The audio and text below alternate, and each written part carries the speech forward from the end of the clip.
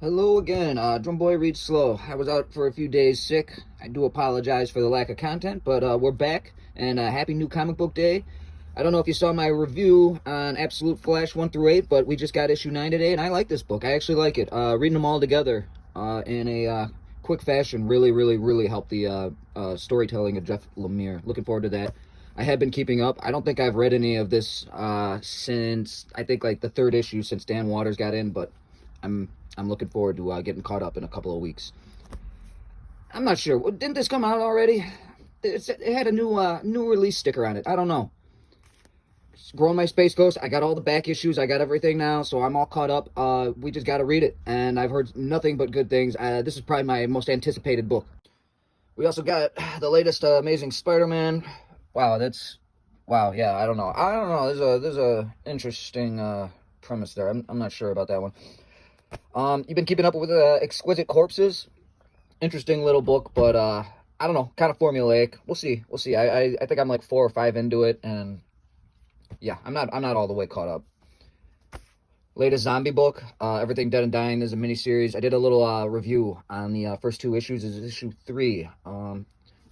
Definitely check out my review if you're curious. I think I gave it a pretty good description without ruining too much.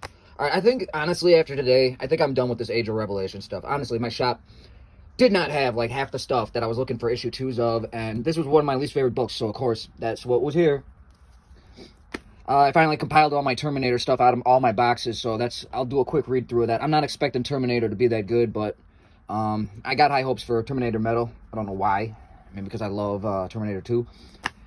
Almost didn't get this one today. I was a few minutes late to my shop, and one guy looked like he was taking the last one, and then it turned out he had like 3 of them, and he threw one back. If you're not familiar, IDW just launched this Kaisei era of 3 Godzilla titles. This is Starship Godzilla. We got Escape from the Dead Zone, and then just Godzilla, Kaisei Godzilla.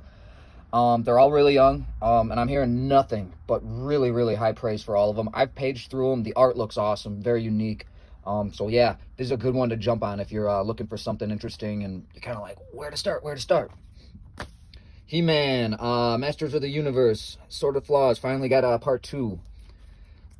I really got to start Silverhawks and decide if I'm going to keep following it or not. Another one that I did a little mini review on the first 2 issues for. This is No Man's Land, and this obviously is a cool tribute cover variant. I really thought was cool. But I gotta say, this is one of the like the more realistic, down-to-earth books. And if you're like into some visceral realism in your comic reading experience, I highly recommend this. It's only a 4-parter, so it's not a massive investment, not time nor money, but the artwork and the tempo of it is it's pretty interesting. But anyway, that's just the feel of that book, but I gotta give it its props. This is one, I've read a little bit of the past New Gods runs, and I was really interested in this universe of characters, but I've been backed up in reading. Every cover of this looks amazing. Like, I can't wait to bust into it, because it's just one of those books. But I mean, what am I at now, 12 issues? Yeah, I better get started soon. G.I. Joe, yeah, I actually had one of my commenters praising Joshua Williamson, and I could do the same. I actually do like his work. I did like the Duke mini series book that came out a little bit better than what I've seen so far. But this is a strong title, and if you like G.I. Joe, you're gonna get what you want out of it. Rick Remender, I really got to do a Rick Remender special, because he's a special writer in this current era, I think. This is one of the best books out there. Very unique story, too. I mean, we've seen, iterations of the idea, but I thought this was beautifully executed, and the character designs and everything's just very cool. Yeah, I mean, just gotta get them all in color.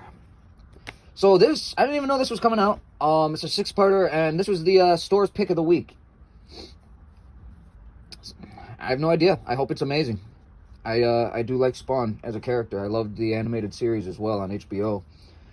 Yeah, I was about to start Rook Exodus, and I realized that we didn't have an issue 5 sitting around. So I just went ahead and grabbed one. Lucky me. And then just as a bonus to myself, since I like the Incredible Hulk 30 so much, and again, it was a little bit of a mini review, I went ahead, I grabbed 2 more back issues, 29 and 28, just so I could, kind of flesh out the plot. Issue 30 was one of my favorite issues, single issues I've ever read in my life. I'll give credit to Thinking Critical and Wes for tipping me off on that one. Great art in that book. Hope it's consistent, because I really want to look into this title. All right, thanks everyone. That was my haul today. It was a little bit of a weird day. Some back issues in there, but I'm really looking forward to next week, especially. I was not interested after reading the first iteration. I was not interested in the Batman Deadpool thing. I think that's kind of lame. So yeah, that was left off. And then I missed a bunch of the Age of Revelation stuff because they just didn't have it or didn't order enough copies of stuff. So I guess that one's blown. I was trying to keep up with almost all the titles, even if they were getting bad reviews. I was going to try to document the whole thing, but I'll save the money and buy some new books. Take care, everyone. Happy Wednesday, and have a great week.